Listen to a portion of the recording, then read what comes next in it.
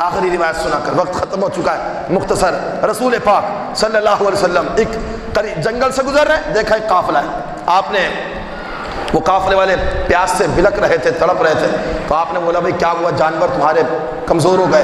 کہا کہ ہمارے پاس پینے کو پانی نہیں ہے، اور یہاں قریب قریب کوئی چشمہ بھی، آہستہ بولتے ہیں آپ، تھک گئے تو بات ختم کر دیتے ہیں، ویسے بھی 5 منٹ لگ جائیں گے۔ کہا یہاں قریب قریب پانی کا کوئی چشمہ بھی، دریا بھی نہیں، سمندر بھی نہیں۔ میرے آقا کی نگاہ نبوت اٹھی تو آپ نے ایک پہاڑ کو دیکھا، فرمایا اپنے ساتھیوں سے کہا کہ جاؤ اس پہاڑ کے پیچھے ایک حبشی غلام، ایک کالا غلام سواری پر بڑی تیز رفتاری کے ساتھ پانی کا مشکیزہ لیے گزر رہا ہے، اسے پکڑ کر میرے پاس لے آؤ۔ اب کسی کو کیا پتا پہاڑ کے پیچھے کیا ہے، کسی کو کیا پتا دیوار کے پیچھے کیا ہے۔ جن لوگوں نے یہ نظریہ اور عقیدہ بنایا کہ نبی کو دیوار کے پیچھے کا نہیں پتا، ڈوب کر مر جائے، کسی ندی نالے کے اندر یہ حدیثیں نظر نہیں آتی کہ رسول پاک نے کھڑے ادھر اور کہا پہاڑ کے پیچھے، وہ کسی صحابی کو نظر نہیں آ رہا، قافلے والوں کو نظر نہیں آ رہا، بھوکے پیاسے مر رہے ہیں۔ رسول پاک نے نگاہ اٹھائی، کہا جاؤ پہاڑ کے پیچھے ایک حبشی غلام جا رہا ہے۔ یہ بھی سمجھ گئے کہ غلام ہے، اور یہ بھی جانا کہ وہ کالا ہے، اور یہ بھی بتا دیا کہ سواری پر ہے، اور یہ بھی بتایا کہ اس کے پاس پانی کا مشکیزہ ہے۔ آپ کی سبحان اللہ پر میں قربان جاؤں۔ اور اس نبی کے علم کی کیا بات کی جائے، اس نبی کی بصارت کی اور کیا باتیں کی جائے کہ ادھر کھڑے ہیں اور پہاڑ کے پیچھے دیکھ رہے ہیں۔ چلو رنگ بتانا بتا دیا، مشکیزہ ہے بتا دیا، اور سواری ہے بتا دیا، اب یہ تو نظر نہیں آ رہا نا کہ بندہ غلام ہے یا آزاد ہے۔ بندہ غلام ہے یا آزاد ہے، کسی کو پکڑ کر سامنے بھی لے آئے آپ تو اس کو دیکھ کر بھی نہیں جانا جا سکتا کہ بندہ غلام ہے یا آزاد ہے۔ یہ میرے آقا کی بصارت۔ کہا جاؤ اسے پکڑ کر لے آؤ۔ صحابہ کرام گئے، جا کر اسے روکا، حبشی بھی ہے، کالا بھی ہے، سواری بھی ہے، مشکیزہ بھی ہے، پکڑ دیا اسے کہا کہ چل تجھے ہمارے آقا بلا رہے ہیں۔ اس نے کہا معاف کرنا، مجھے جانا ہے، بڑی جلدی ہے، میں اگر دیر سے پہنچا تو میرا مالک مجھے مارے گا، میرا مالک مجھے مارے گا۔ اس نے صحابہ کرام نے کہا نہیں تجھے ہمارے آقا کے پاس جانا پڑے گا۔ اس نے کہا بھائی میں آپ کے آقا کو نہیں جانتا، آپ کے نبی کو۔ تو صحابہ کرام نے پھر اوصاف محمد بیان کیے، تعریف محمد اس کے سامنے کی، مگر اس نے پھر ہاتھ جوڑے، اس نے کہا میرا مالک جو ہے وہ مجھے مارے گا اگر میں تاخیر سے پہنچا تو، اور میرے ساتھ بڑا ظلم ہو جائے گا، مجھے چھوڑ دیا۔ وہ اپنی جگہ پر درست ہے، اور صحابہ کرام کو حکم مصطفیٰ تھا، وہ اپنی جگہ پر درست ہے۔ اب صحابہ کرام جو حکم مصطفیٰ پر گردنیں کٹوا دیں، وہ غلام کو کیسے چھوڑیں؟ اٹھا کر اسے مصطفیٰ کے قدموں میں لے آئے۔ رسول پاک نے اسے پانی کا مشکیزہ لیا اور کہا کہ سب یہاں سے پیو۔ سب نے پیا، کہا جانوروں کو پلاؤ، سب نے پیا، خود پیا، سب کو پلایا، کہا برتن بھی بھر لو۔ ایک مشکیزے سے کئی جانوروں کو پانی پلایا، اور تمام قافلے کو پلایا، اور سب کے برتن بھی بھر دیے۔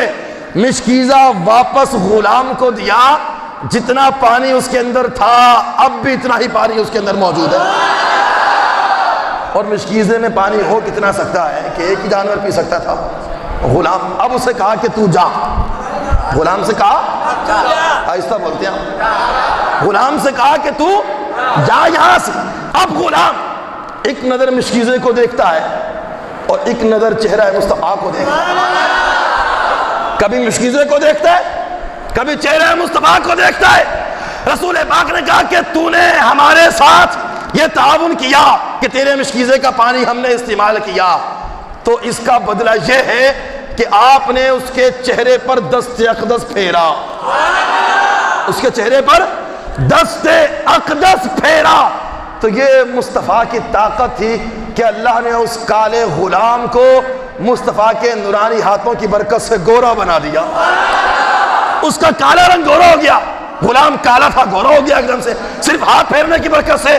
پھر اسے کہا بھائی جا، پھر کھڑا ہوا ہے، کبھی مشکیزے کو دیکھتا ہے کبھی رسول اللہ کو دیکھتا ہے۔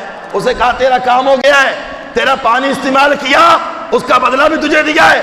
ہاتھ باندھ کر کہتا ہے یا رسول اللہ صلی اللہ علیہ وسلم، ان قافلے والوں کو سیراب کرنے والے میرے دل کو بھی نور ایمان سے سیراب کر دیجئے۔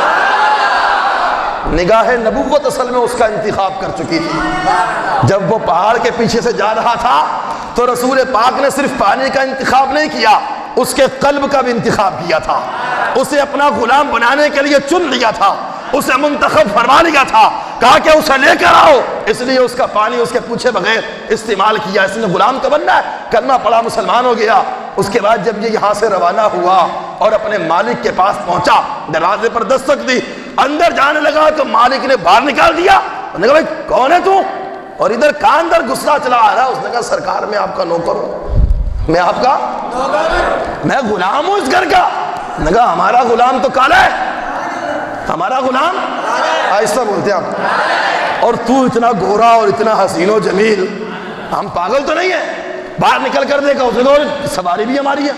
پھر مشکیزہ دیکھا، اس نے کہا مشکیزہ بھی میرا ہے، سواری بھی میری، مشکیزہ میرا، اس کے بدن پر جو لباس ہے وہ بھی ہمارا، مگر تو غلام ہمارا نہیں ہے، ہمارا غلام تھا کالا اور تو ہے اتنا گورا، ماجرا کیا ہے؟ تو اس نے رسول اکرم صلی اللہ علیہ وسلم کے تذکرے شروع کیے، اس واقعے کو بیان کیا، آپ کے حسن و جمال کو بیان کیا، اتنی تعریف مصطفیٰ کی کہ مالک نے سر کو جھکا دیا۔ اس نے کہا کہ بس اب گزارا نہیں ہوتا، مجھے اور میرے پورے قبیلے کو اسی نبی کی بارگاہ میں لے چل۔ آیا اپنے پورے خاندان کو لے کر بارگاہ رسالت میں، کلمہ طیبہ پڑھا، دین اسلام کو قبول فرما لیا۔